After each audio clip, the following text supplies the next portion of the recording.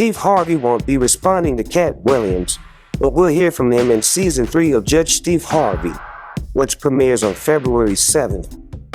Today we'll be counting down our picks for the top 10 best Judge Steve Harvey moments. Steve serves as the judge, jury, and star of the unscripted courtroom comedy series. Real-life people with real-life conflicts present their cases, ranging from family disputes, unpaid debts, sour friendships, and everything in between.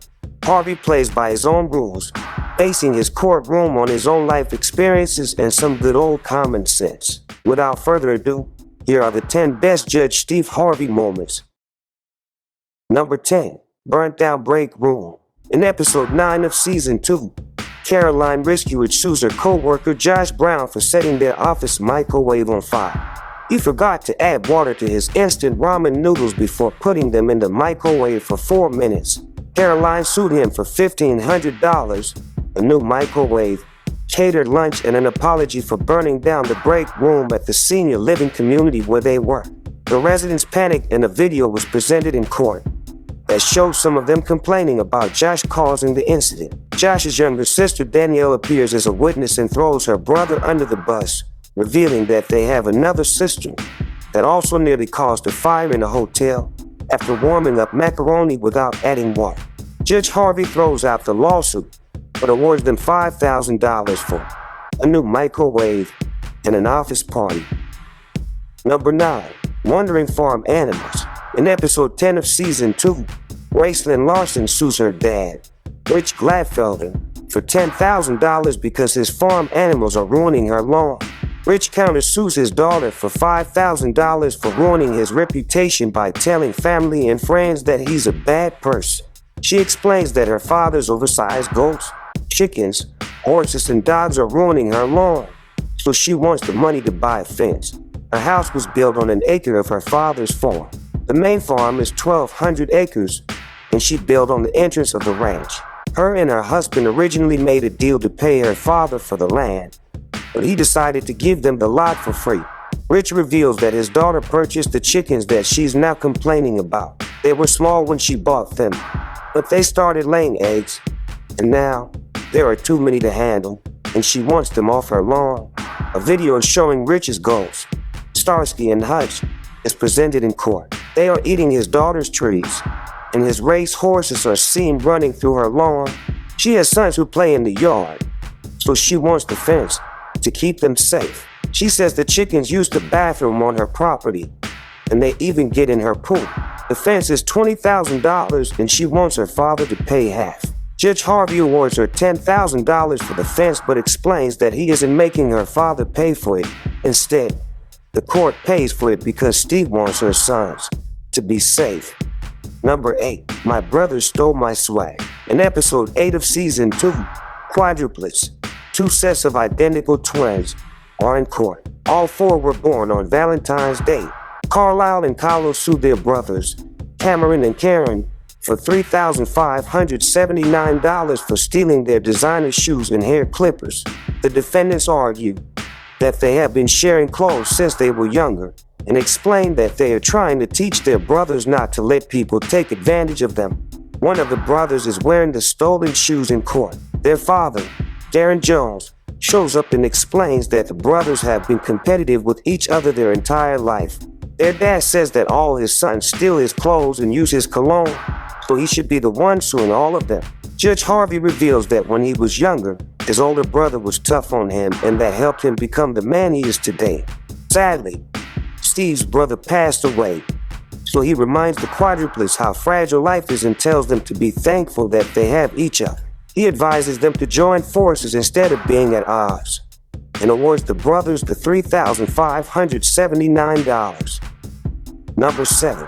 Gaming bromance. In episode 3 of season 2, Jordan Bethel sues her boyfriend Brandon Bishop for $6,850 for constantly playing video games with his friend Dylan.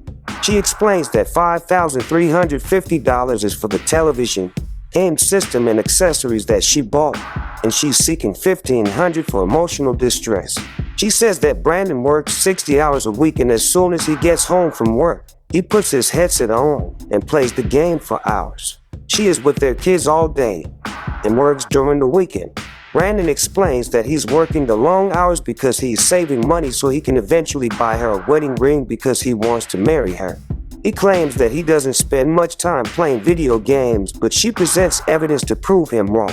She has been keeping a journal, tracking exactly how many hours he plays. In 10 days, he spends 37 hours playing video games. Brandon's friend Dylan appears in court, and a photo of him and Brandon hugging is shown. Judge Harvey awards Jordan $7,000 and tells her to give Brandon $5,000 of it to buy her a wedding ring, and says she can spend the remaining $2,000 on anything she wants. Number 6. Braids won't cut it. In episode 2 of season 6, Tracy Darnell sues her son, Maurice Davenport, for $600 because he refuses to get a haircut. She paid him $500 to cut his hair, but he grew it back. She claims that when they made the agreement, her son promised he would keep his hair cut. She is also seeking $100 for pain and suffering. Maurice is countersuing for $500 that he claims his mother owes him. Tracy explains that one day her son came in the house with his hair nappy, so they made the deal for him to get it cut, and she paid him the $500 up front. She explains that she wants him to look like his accomplishments.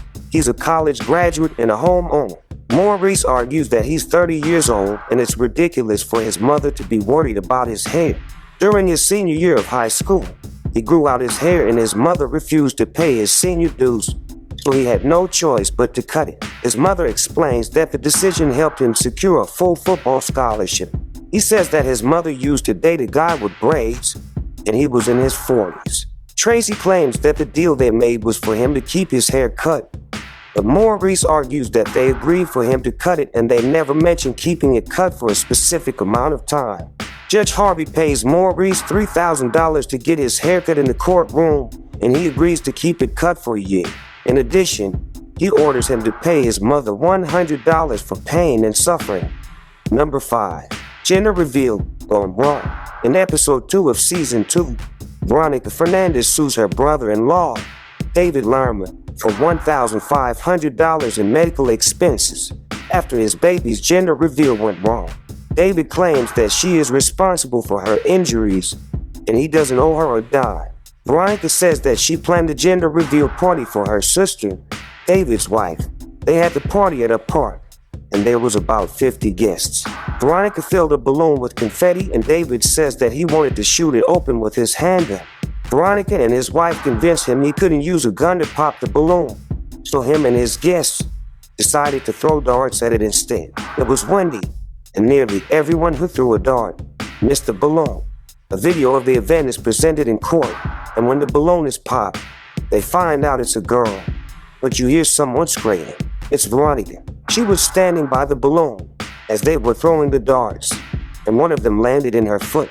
She claims that the darts were supposed to be plastic, but David decided to throw metal ones instead. A photo of the dart in her foot is shown in court, along with a photo of David pointing and laughing at her. She says that she didn't want to pull it out of her foot because she watches Grey's Anatomy and was scared she would bleed out. So she went to urgent care, where a doctor pulled it out. Judge Harvey rules in Veronica's favor, awarding her $1,500. Number 4. Cargo Van Chaos. In episode 3 of season 2, Michelle Ravage sues her cousin, Michael Vallon, for $450 for unpaid van rental fees. Michael countersues for $5,000 for emotional distress and dry cleaning fees. Michael rented a cargo van from Michelle and refused to pay for it. Although they had a contract, he used the van to pick up a painting, which he puts in the back and secures it with support beams. While driving, he hears the painting start to rattle, so he pulls over and heads to the back of the van to check it out. It was windy that day, so after he gets in, the wind causes the door to close, and he's locked in for hours, since the rear doors could not be unlocked from the inside. He claims that it was hot and dark in the back of the van. He says he got really sweaty and ruined his silk shirt. Luckily, someone was jogging by and heard him screaming, so he let him out. When Michael gets home, he gets trapped in the back of the van again. After about an hour, his neighbor hears him yelling, and lets him out. Judge Harvey gives Michael $100 for his ruined shirt, plus $4.59 for his dry cleaning bill, and awards Michelle the $450 for the unpaid rental van fees. Number 3. Going fishing. In episode 7 of season 2, Megan Houston sues her fishing guide, Captain Ronnie Kelly, for $1,950, claiming that it was his fault that she didn't catch any big fish. Captain Ron countersues her for $5,400 in lost business because he says she posted negative reviews. She explains that the money she's seeking covers the amount she paid him for 3 guided bass trips. She was hoping to catch a bunch of big fish, but that didn't happen on any of the trips. Captain Ron says that Megan shared a negative post about his business on social media, so the $5,400 he's countersuing for would cover his lost wages. Megan says that although Ron was the guide, he was fishing just as much as her, and he caught multiple fish that would have beat her personal best. Ron argues that he fishes about 300 days a year, so he's more skilled than Megan. She shares a photo that shows how much smaller the fish she caught were compared to the ones Ron caught. Judge Harvey rules in favor of Captain Ron, awarding him the $5,400 for lost business, but explains that the court will pay. He doesn't award Megan the money she was seeking, but grants her a free fishing trip with Ron, and she agrees to share a positive social media post about Captain Ron. Number 2. Pickleball or Me. In episode 9 of season 2, Louis Elliott sues his wife, Emery Elliott, for $1,700 because she spends too much time playing pickleball and no time with him. Louis explains that his wife plays 5, 6, and sometimes even 7 days a week, and she has plans to attend a pickleball camp. He claims he's lonely. She argues that she invites him to play pickleball with her, but he would rather stay home and read a book. They have been married for 26 years, and she says that he used to be fun. They would play softball and tennis together and go to rave dances. Louis claims that his wife is obsessed with the sport and competes in 4 leagues. Emery admits that she loves the competition and shows off her pickleball necklace, which she wore to the show. He says they play in any weather for nearly 3 hours, almost every day. He doesn't want his wife going out for drinks with her friends after their matches. Judge Harvey tells Louis that he's boring and advises him to let his wife go out and have fun, and rest assured that she's always coming back home. He doesn't award Louis the $1,700 he was seeking, but he gives Anne-Marie $7,500 so the couple can take a vacation. Before we reveal our top pick, here's an honorable mention.